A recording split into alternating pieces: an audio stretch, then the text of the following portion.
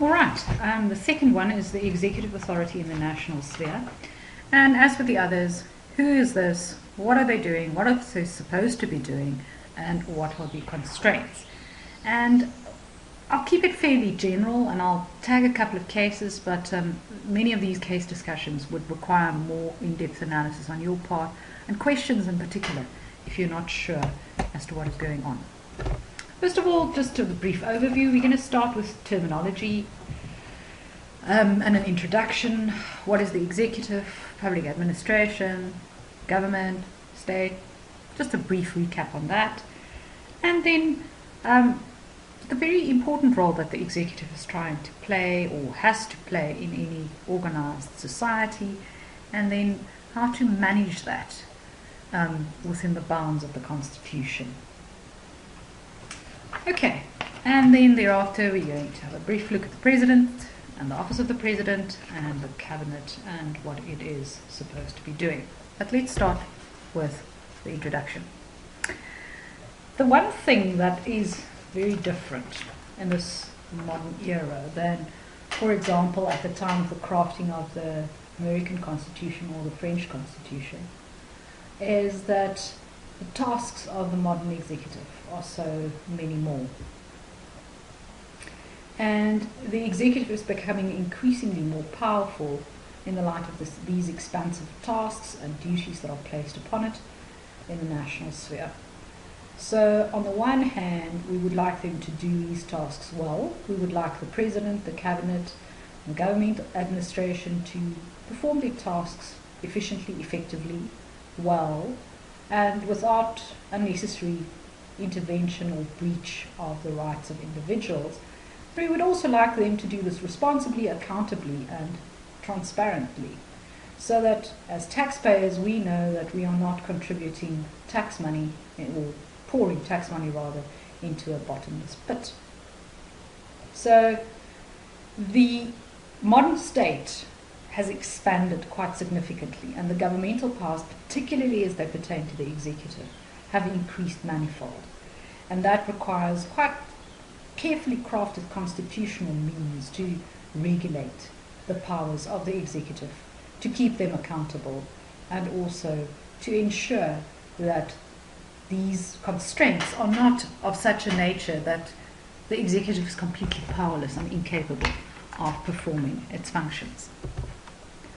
Okay, the executive. Let's just recap. I think in one of the very first presentations I put on Are You Connected, we've gone through these.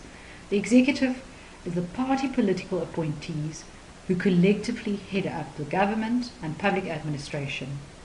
So if we refer to them as the executive, we refer to those party political appointees headed by the President and the cabinet members who for the majority are drawn from the legislature. Remember the parliamentary system, or the parliamentary basis of our system. The public administration is that those are the civil servants, the people who are concerned with the implementation of the law within governmental departments. So the Department of Housing is headed by the Minister of Human Settlements, and the Department of Human Settlements is then peopled by civil servants who have the responsibility of implementing the legislation. So in other words, allocating houses, prioritizing, ensuring that contracts are in place, and so forth. And then government is what we use as a term to refer to both executive and public administration together. But very often people conflate the two and they don't make that distinction. So party political appointees, that's the executive. Public administration, those are the civil servants who are tasked under the guidance of the party political appointees to implement legislation. And then we also have the term the state. And the state is a more neutral term. It is also a more permanent concept. Whereas the party political appointees and the public administration may change, when we refer to the term state, or when we use the term state, we generally refer to a more permanent fixture in the state, in the polity, whereas the government is politically constituted and more temporary. So, all in all, When we talk of the executive, we have to, as with all the other branches of state, look at this within the framework of governance that is set out in terms of the Constitution. So we have to look at the rule of law, the separation of powers, parliamentary government, responsive, democratically elected, all of those factors, those frameworks, those concepts that we've considered up to now must inform our understanding of the operation of the executive. So let's start with the presidency. I want you to go back to the source. And the source is Chapter 5 of the Constitution. Don't skim over it. Read it fairly carefully so that you can see exactly what Chapter 5 does. Chapter 5 creates an executive presidency. So the president is elected by the National Assembly, that is the House of Parliament, and on election he ceases to be a member of the House. And the reason why the Constitution provides for the executive president to be freed in such a way is that he doesn't have to be in Parliament to participate in the debates. Had he been in the position of a Prime Minister, for example, he would have to be there and he would have to account for his time to Parliament directly. Whereas now, he is no longer a member of this body, but he retains close ties. He remains responsible. He has a minister who is a go-between, effectively between him and the Parliament.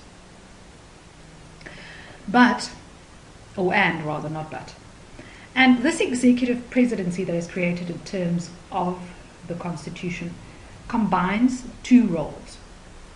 And if you are unsure about these two roles, because they can be difficult, please ask me again to explain this in class. The president is like the Queen and the Prime Minister in one. The president is like the Queen and the Prime Minister in one. The Prime Minister in the Westminster system is the head of government. The Queen is the head of state. Our system combines those two roles. So the president is the head of state, but he's also the head of the executive. And as the head of state, when the president exercises a function, he has the sole authority, and he need not consult with any other person. And those are typically section 84(2), but one has to look at the particular power to see whether it fits under a head of state power or a head of the executive power. Where the president acts as the head of the executive, he exercises that authority together with other members of the executive. So that is the distinguishing factor. On his own, he does not need to consult with anyone, but he still needs to exercise this power rationally and does not have and may not misconstrue his powers on his own. And then, in the second instance, with executive authority, or head of the executive powers, he exercises that power together with members of the cabinet. And that, for example, relates to implementation of national legislation, the policy development and policy implementation. And what is distinguishing here is the element of political discretion. So with head of state powers, there's not an element of political discretion, but with head of executive powers, there's an executive discretion that goes with that.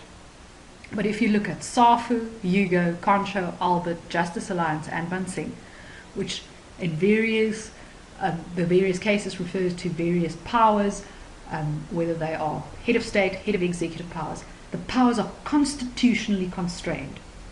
And the president must uphold the rule of law in exercising his powers. He may not transgress any Bill of Rights, that's Hugo for example, but he must uphold the Constitution and in all its guises and all the ways in which it manifests, whether as a right or whether procedurally set out in another constitutional provision, or then generally as the rule of law. The president also has the task of upholding and defending the Constitution as the supreme law and promoting unity and well-being. If you look at this, you can see that this is not a task that we can say is an easy one that can be exercised at the drop of a hat, and without much consideration of the consequences. The president exercises this comprehensive task, which is outlined in broad strokes in the Constitution, and he must do so in accordance with the Constitution. But the very important thing to bear in mind is this is not a list of all the tasks that the President has to perform. There can also be a whole lot of other things set out in national legislation that the President has tasks that he will have to perform. So the important thing is not to read the Constitution as a job description. The Constitution, in broad strokes, sets out the powers as head of state and head of the executive, and they must comply with the Constitution, but there are a variety of other sources of authority for powers to be exercised by the President. Now, the President may only hold office for 2 terms, so that is 2 times 5 years and a maximum of 10 years, thus all in all. And this restriction is, I think, a very clear rejection of the Westminster system where a person can hold office as the Prime Minister for an indefinite period of time, and more aligned to the American system where the President may only serve for 2 terms.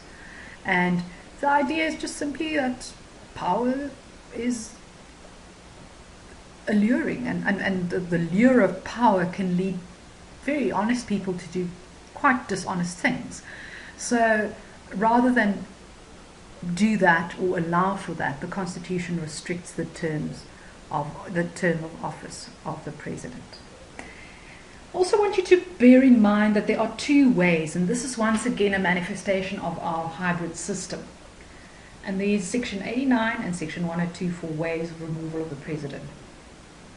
The vote of no confidence, 102, is based on the parliamentary system. Remember what I've said to you, that the executive in a parliamentary system must retain the confidence of the legislature. They serve at the behest of the legislature. It means that, or theoretically, representative government should be stable, representative government should be accountable, and the idea is that whenever the legislature loses confidence in the ability of the executive to deliver, it may pass a vote of no confidence with a simple majority, and then the President and the Cabinet must resign. But we also invoked some of the quasi-judicial processes of the impeachment process provided for in terms of the American Constitution. And Section 89 is that kind of a way of removal of the President in terms of a judicial, quasi-judicial, quasi-judicial process, where if 2/3 of the majority vote in favor of the removal of the President in instances of serious violation of the Constitution, serious misconduct, or inability to perform the functions of office, he's removed from office. And that is much more like the impeachment system. So we have a combination of the 2 means of removal of the President from office. If we then look at 84, Section 84 of the Constitution sets out the functions and powers of the President. Now, as I've said to you, this is not a job description. There are so many more things, and the Constitution acknowledges this, where it says that the President has these functions, and then he has all the other functions that the Constitution and legislation or that it entrusts to him. And he also has the powers and functions necessary to perform his function as the head of state and the head of executive. So the Constitution is really not very precise on this. Now, and then the section carries on to list. And the head of state powers, I've said to you, the distinguishing factor is the President exercises these powers on his own. There's no need for consultation, and he may not delegate the authority to exercise those powers, but he may consult with people. And then the powers for the head of the executive, he performs those functions together with members of the executive. Now, the important thing, and particularly when you read the case of Mansingh, you will pick much of this up. These powers look like historically prerogative powers, powers that vested in the head of state by virtue of the head of state being the head of state. What the Constitution did is to mark a break between the past and our current constitutional dispensation. These powers do not find their authority in the common law. They find their authority in the Constitution, and they are therefore constrained by the Constitution. So pharmaceutical manufacturers and SA Dental Association said when the President brings legislation into operation, he exercises a power that is somewhere in between an executive, administrative, legislative power, but it's a power that is constrained by the Constitution. And when the President refers a bill back to the National Assembly, this is a power that is constrained by the Constitution. And if you look at the liquor bill case, that will be evident. And then also to the Constitution, rather to the National Assembly for reconsideration on the basis of constitutionality, and to the Constitutional Court. And then Mansing is probably the most comprehensive on it. It's the discussion of the prerogative, and it links its link to the current constitutional framework. So these powers look like prerogative powers. Even the pardoning of offenders, which we're coming to now, the last bullet point there, they look like prerogative powers, but they're not. They are powers that are vested in the President as the head of state, which the President must exercise on his own responsibly. He may consult, but it's his decision, and he has to exercise these powers in good faith, and he must not misconstrue his powers. And you will see that from Safu's case, you will see that from Hugo, Concha, and Albert. Now, Safu is significant, and you would have seen from, for those of you who are very concerned with exams, that I've on a number of occasions asked questions about the appointment of a commission of inquiry. And Safu is the case in point here, where the President appointed a commission of inquiry, and there was a complaint that the President exceeded his powers. The court then explained what the limits of the powers were and what the nature of the power was exercised by the President. So the important thing is that the power, any power exercised by the President, must be done within the confines of the Constitution.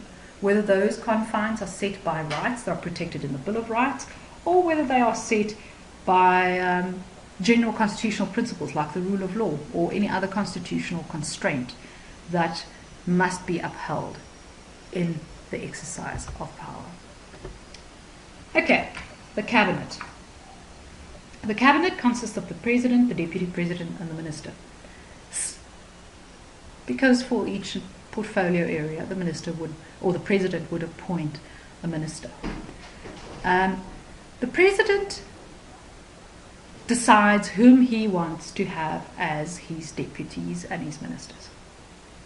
And the President also assigns functions to them. So, for example, for human settlements, he would appoint someone and he would say, your function is to run with this department. You have to test the legislation, consider whether it complies with the Constitution, and you have to determine whether there's adequate implementation and resources and the whole bang shoot in relation to this particular portfolio. And so members of the Cabinet serve at the behest of the President, and his appointment of them is political. He makes a decision, a political decision, to choose to appoint someone. And he exercises this power of appointment on his own. He has a wide discretion, and the power of appointment in this regard is not reviewable.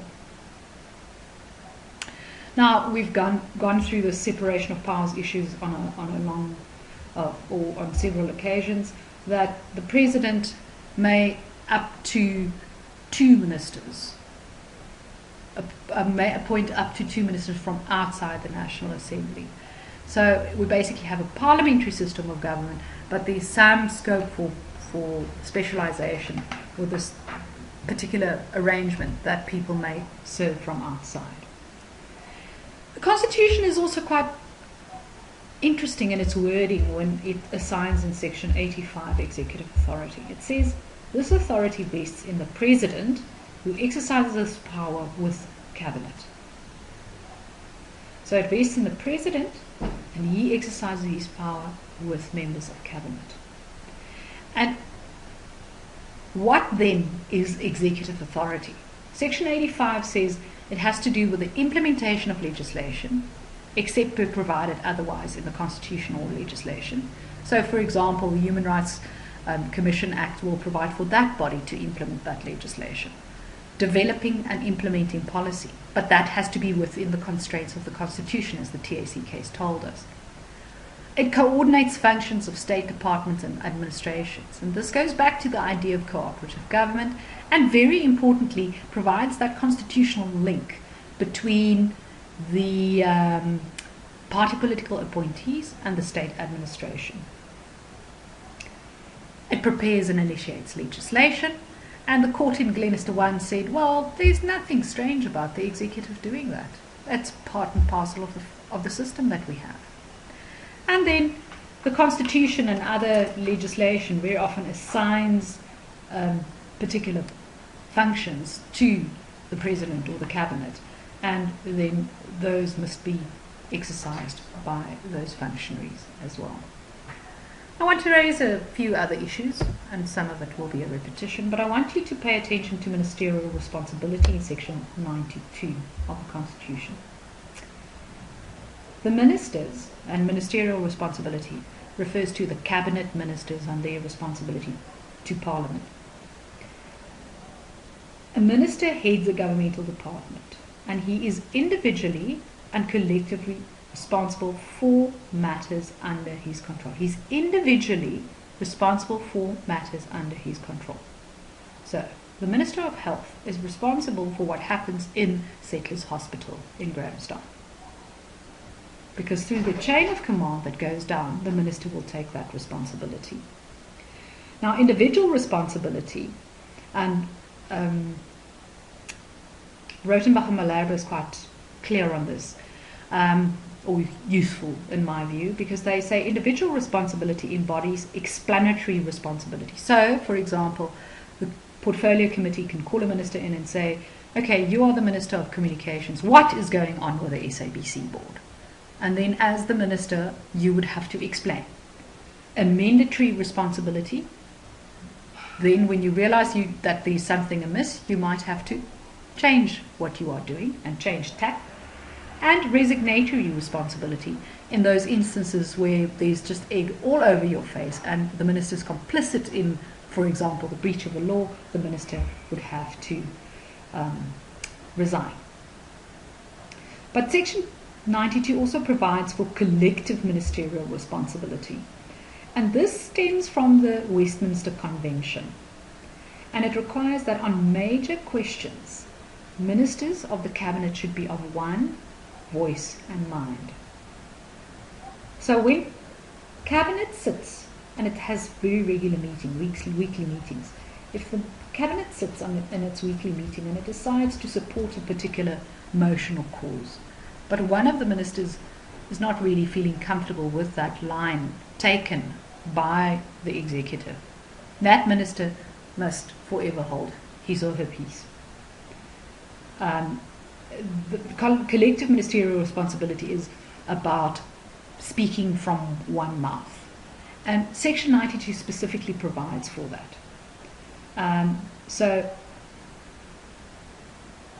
the conventional basis, or the convention as a source for this responsibility, has fallen away, because section 92 now gives a constitutional dimension to this. But what is interesting is that section 92 does not provide us with a definition of what individual and ministerial responsibility is and what collective ministerial responsibility is. So if it were to be challenged in a court of law, one probably would have to refer back to the convention to determine the contours of the responsibility of individual ministers and also a collective.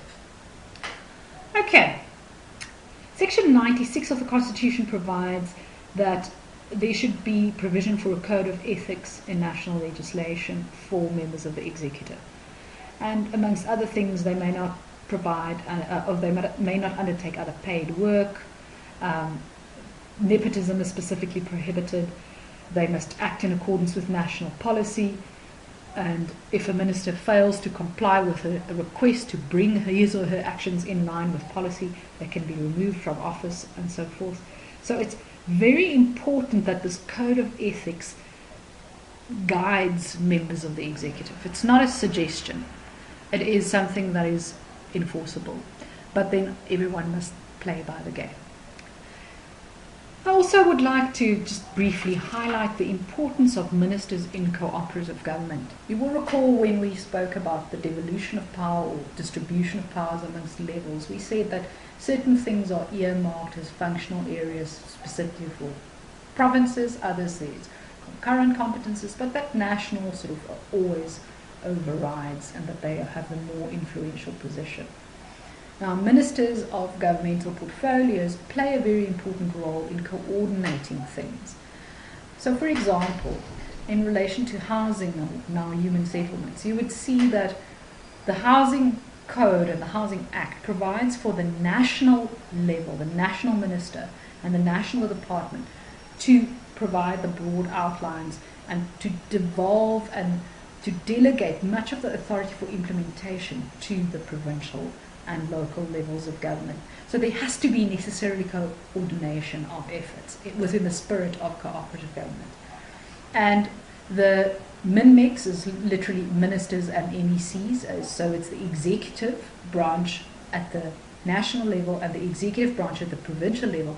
And within the intergovernmental framework, coordination, legislation, they form a body and they have to share information and communicate openly about policy objectives and implementation of legislation. And that has to be seen with interventions and oversight, and we will talk about these when we speak about provincial government as well. The executive may take over the responsibility of a provincial department, or it may direct the provincial department to do something, to fix up education or roads or whatever within a particular province. And that is also within the spirit of cooperative government, because we're not in competition with one another, we work together. Then lastly, the vote of no confidence, and this is something that we've discussed before.